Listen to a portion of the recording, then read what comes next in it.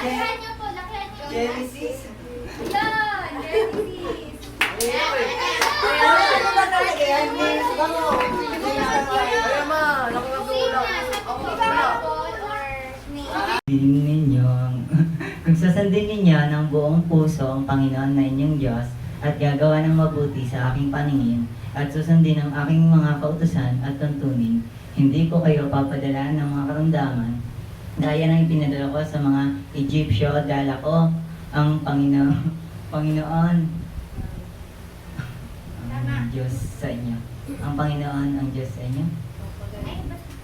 Ah, Dahil Ayun ako na ang po, Panginoon, ang Diyos buong puso ang Panginoon na inyong Diyos at gagawa ng mabuti sa aking paningin at susundin ng aking mga kautosan at tuntunin. Hindi ko kayo padadalhan ng mga karamdaman gaya ng ipinadala ko sa mga ito dahil ako ang Panginoon ang nagpapagaling sa inyo.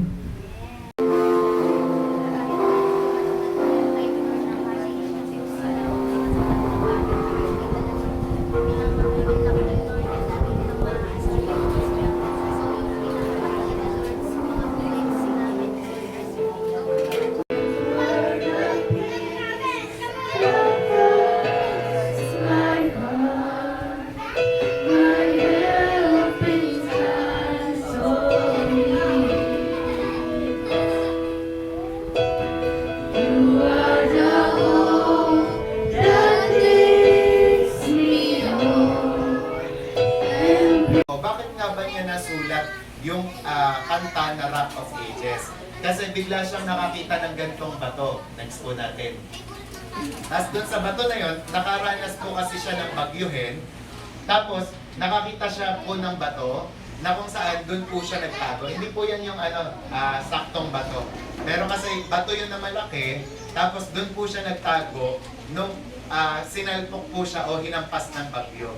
Ngayon, habang nandun po siya, doon niya po naalala yung sinasabi ng Bible na Jesus is the Rock of Ages. Ang Diyos ang Rock of Ages. Kasi nung nasa bato po siya, nakaramdam po talaga siya ng sobrang kapanatagan. Kasi talagang makikita niya na ang lakas-lakas ng bagyo, pero doon niya pa nakita na grabe safe na safe ako dito. Hindi ako matinag. Bakit? Kasi nakatago siya sa bato. Next pa natin yung picture. Ito pa po yung picture, oh. Yan kasi yung ibig sabihin ng cleft of the rock. Na dun sa gitna, pwedeng magtago yung hayop, yung tao, yung ibon. Tapos ito pa, next pa natin. Ito yung sample nito, oh. Yung ibon, nakatago dun sa malaking bato na to. Di ba?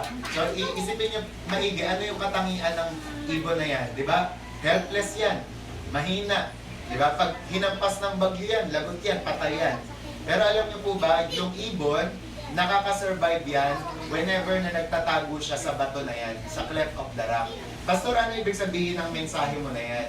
Na tayo po, sa lahat po at sa kabila ng mga balita, lindol, mga bagyo, alam niyo po, may I remind you, ipapaalala ko po sa inyo, na pwede tayong magtago sa bato na yan.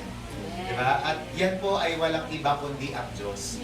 Na kapag ikaw nag-aalala ka sa mga bali-balita, sa mga bagyo ng problema o sa literal na bagyo, tatandaan mo na pwede kang magtago sa Diyos. Amen? Amen. Diba?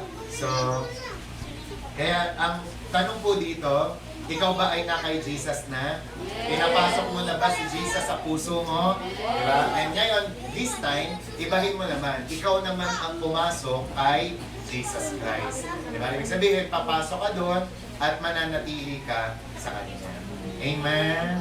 So, yun lang po. So, to God be the glory. Glory to the Rock of Ages. Sige po.